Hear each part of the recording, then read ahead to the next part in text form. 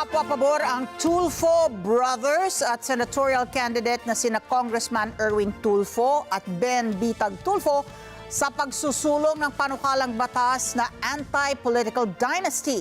Ito'y kahit pa pinapadisqualify sila sa COMELEC dahil sinasabing kabilang ang mga Tulfo sa political dynasty. Detalye sa live report ni Madeline Villar Moratillo. Mads. Yes, Ali, nangako ang Commission on Elections na lahat ng petisyon patungkol sa mga pagpapadiskwalipika ng kandidato ay dedesisyon na nila bago ang araw ng eleksyon. May dalawang petisyon ang nakabinbin ngayon sa Commission on Elections na naglalayong ipadiskwalipika ang ilang kandidatong sinasabing kabilang sa political dynasty. Pinakabago rito ang petisyong inihain ng isang Virgilio Garcia laban sa magkakapatid na sina Congressman Erwin at Ben Tulfo. Nakapwa kumakandidato sa pagkasenador at Wanda Tulfo Teo na nominee ng Turismo Party List at mag-inang sina Congressman Jocelyn Tulfo na nominee ng ACT-CIS Party List at anak na si Congressman Ralph Tulfo na kumakandidato naman sa ikalawang distrito ng Quezon City. Sabi sa petisyon ni Garcia, lahat ng mga nabanggit na kandidato kamag-anak ni incumbent Senator Raffy Tulfo. Iginiit sa petisyon na sa ilalim ng nakasaad sa Article 2 ng 1987 Constitution, bawal ang political dynasty o magkakamag-anak na nakaupo sa mga halal na posisyon sa gobyerno. Sabi ni Congressman Erwin Tulfo, hindi niya pa nakikita ang petisyon at wala pa rin siyang natatanggap na notice o sabina mula sa COMELEC kaya mahirap pagkomento. Naalaman ko lamang po yun doon sa aking barbero kahapon. Siya po yung nakabasa sa social media. Mahilig ko yun.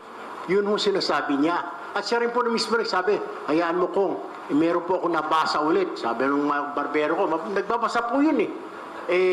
Noong November 8, 2022, may nag-file ang Kapatiran Party versus sa 19 Congress. Pero ang opinion po ng Korte Suprema doon ay yung sinasabi po na wala pong enabling law, yung sinasabing batas na yan, kailangan pong merong batas. Unfortunately, hindi pa po kumikilos ang Kongreso at saka Senado. Yun po yung sinasabi doon. Kaya nga po, hanggang wala pa pong batas tayo, meron ho talagang ganito. May mga Tiniyak naman niya na sakaling pala rin sa Senado, handa siyang suportahan ng panukalang batas kontra political dynasty. bakit ko hindi susuportahin? Against lahat po kami, susuportahan ho namin yun. Sa hiwalay na pahayag sa isang event, ipinaubaya naman niya sa mga botante ang desisyon. Po ang bahala mga botante, kayo na po ang taong bayan magpasya. Kung gusto po rin yun ng isa, dalawa na Tulfo o tatlo na Tulfo sa Senado, kayo na rin po Para naman sa kanyang kapatid na si Ben Tulfo, sakaling pala rin sa Senado, siya mismo handa ring suportahan ang panukala para sa political dynasty. Hanggat walang malinaw na batas, enabling law, sino mag-i-implement niyan? For now, I trust the wisdom of the Commission on Elections. Pero entitled din naman yung kumukontra sa mga dynastiya, or being accused. Siguro dito sa parting to, dahil total, kung ako'y papalarin, lulobin ng pong may kapal na ako'y pumasok sa Senado, sisilipin ko na lang yan. Tingnan natin kung ano magagawa natin para hindi na magkaroon ng kalituhan at medyo yung kanya-kanyang interpretasyon dahil may batas na. Till then, ito ang nangyayari ngayon. Kanya-kanyang pananaw, kanya-kanyang interpretasyon. Binanggit rin sa petisyon ng patungkol sa issue ng citizenship. Nagkasaad rito na requirements umano sa konstitusyon na dapat natural-born citizen ang mga miyembro ng mataas at mababang kapulungan ng Kongreso. Gid ng petitioner, hindi umano pasok rito ang respondents. Buwelta naman dito ni Tulfo, Tulungan ko pa kayo. Dalhin ko kayo kung saan. Punta tayo ng Amerika, punta tayo ng States, punta tayo ng Russia, punta tayo ng China. Patunayan nyo na hindi ako Pilipino. ang magkapatid na Tulfo ay kapwa nanguna sa pinakahuling Tanghera Senatorial Survey. Sa nasabing survey, number 1 si Ben Tulfo, habang pangalawa naman si Erwin Tulfo. Ang puno, hitik sa bunga, Ang isa pang petisyon, inihain naman ng alyansa ng nagkakaisang mamamayan noong Oktubre ng nakaraang taon. Kabilang sa mga ipinadidiskwalipika naman nila, miyembro ng pamilya Duterte, Manotoc, Romualdez, Villar at Cua, dahil sa sinasabing pagiging kabilang umano sa political dynasty. Tiniyak naman ng COMELEC na dedesisyon na nila ang lahat ng disqualification petition bago ang May 12 elections. Definitely po, gagawin po natin ng paraan na tapusin po ito. Commitment po natin yan. Pag sinabi natin ito po yung timeline, ito po yung timeline natin, ito po yung susundin natin, ang commitment po natin, lahat ng issue ng disqualification na nasa COMELEC ngayon ay atin pong i-resolve. Hopefully po hanggang sa end-bank level.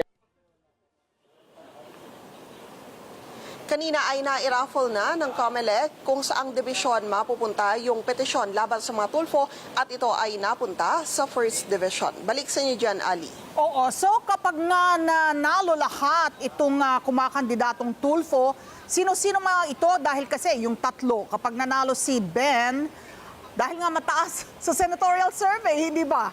So, pag nanalo si Erwin na nangunguna sa senatorial survey at 3-8 din ang ranking ni Ben Bitag, magiging tatlo na sa Senado. Yung mga party list candidates naman, ilan sa mga Tulfo ang tumatakbo?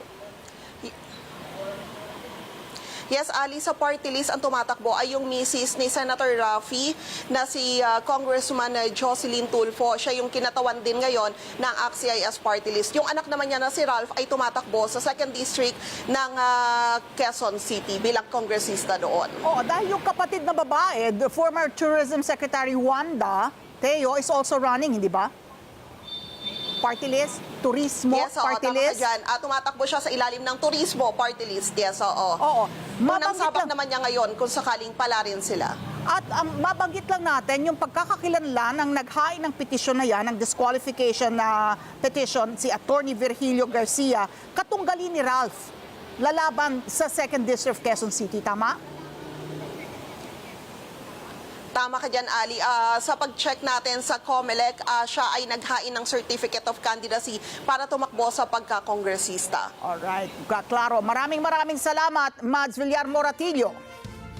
Maraming salamat sa inyo pong pagsubaybay sa Mata ng Agila Primetime. Para malaman ang matatag, matapang at matapat na mga balita, i-follow lamang at mag-subscribe sa AtNet25 TV.